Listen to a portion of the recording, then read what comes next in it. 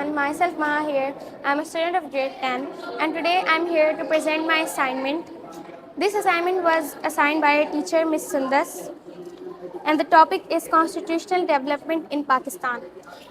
My subtopics are constitution, what is a constitution, the objective resolution, uh, the objective constitution, constitution of 1956, constitution of 1962, and then lastly the constitution of 1973. First of all, I'll tell you about the constitution. What is a constitution?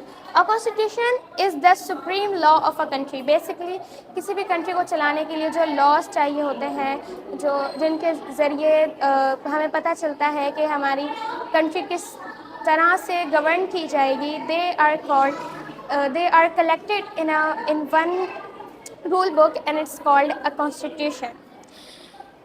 आपको पता है जैसे constitution के बगैर कोई सी भी country या state नहीं चल सकती क्योंकि उसके बगैर वहाँ का कोई निज़ाम नहीं होता and everything is out of place and there is no one to stop anything.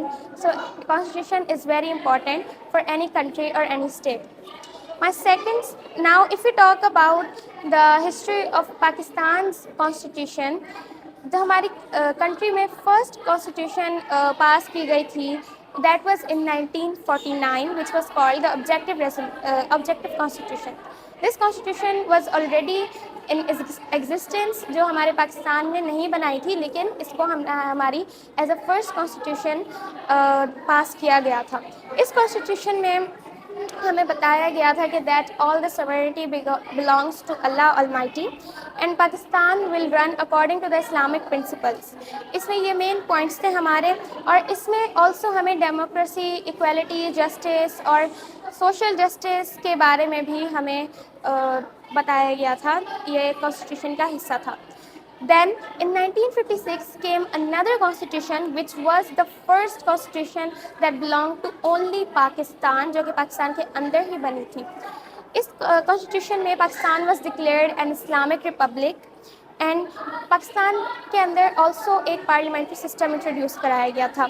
It also provided fundamental rights to the citizens of Pakistan, whether it was Muslims or non-Muslims or Christians, whoever it was, सारे fundamental rights सारे citizens को provide किए गए थे इस constitution में.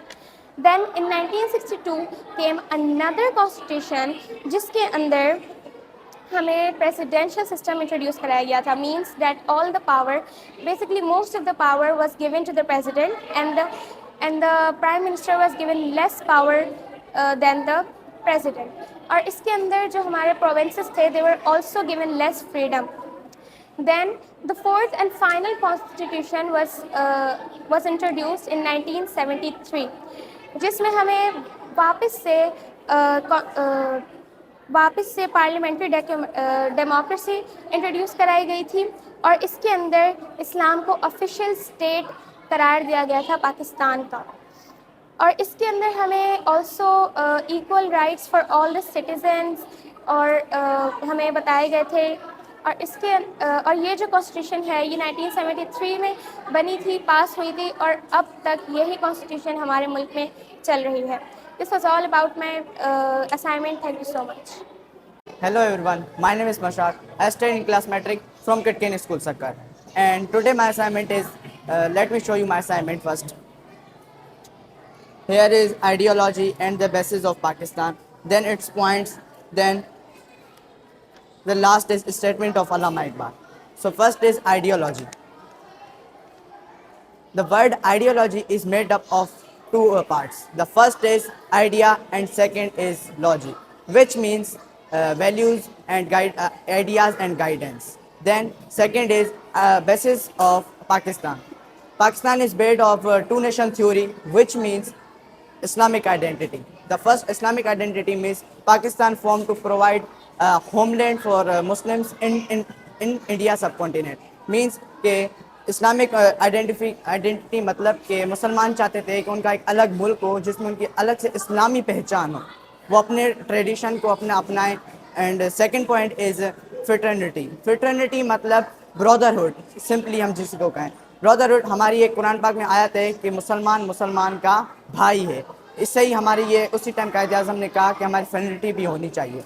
The third point is justice. Justice, the meaning of justice, literal meaning is to keep the thing at their right thing at their right place. मतलब कि जिस टाइम वो टू नेशन थ्योरी हुई थी तो कायदे आज़म ने उसी टाइम अपने पॉइंट्स रख दिए कि हमें फ्रेंडिटी, जस्टिस और इक्वलिटी चाहिए, तो उन्होंने एक राइट प्लेस पर अपना राइट टाइम पर वो बातें कहीं, तो इसको हम जस्टिस कहेंगे. And third is equality.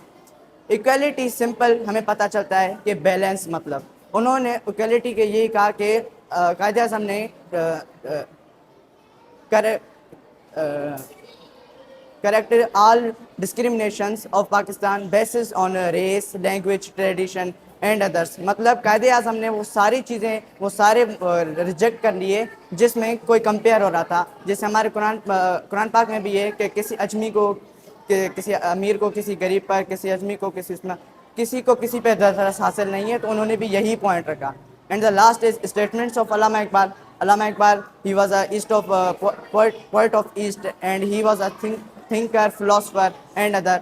तो उन्होंने भी यही कहा कि उन्होंने भी बहुत ज़ोर दिया कि हमारा पाकिस्तान बनना चाहिए. उन्होंने का भी बहुत था, उन्होंने ही ख्वाब देखा था, तो उन्होंने अपना डिलीवर्ड दिया मैसेज, जिसको हम बोलते हैं presidential address in 1993, which is known as Allahabad Address. Thank you.